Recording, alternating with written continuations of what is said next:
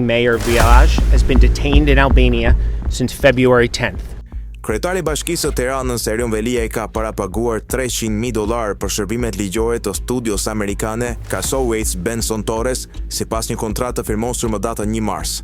Dokumenti i publikuar nga Departamenti Amerikan i Drejtësisë tregon se shuma është paguar nga vëllai i Veliajt, Arbër Veliaj. Kontrata parashikon që fondet e parapaguara të rregullohen sipas shpenzimeve reale të procesit, duke i kthyer diferencën klientit nëse kostot janë më të ulta.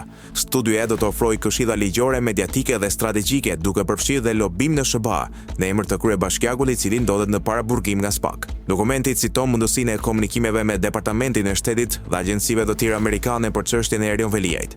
Një nga avokatët e studios, Joshua Robert, e vizitoi atë më datën 10 mars në qeri, por nuk u lejua të merrte pjesë në seancën e shqyrtimit të masës së sigurisë. Më pas ai doli publikisht duke cilësuar arrestimin e Veliajt si në kundërshtim me parimet e demokracisë amerikane. Megjithatë, sipas kontratës, Robert nuk është avokati kryesor i çështjes. 3 juristët që merren direkt me rastin, Daniel Fetterman me tarif $1,950 për orë, Brian Joy me $1,275 për orë dhe Richard Pinell, i cili paguhet $500 në orë.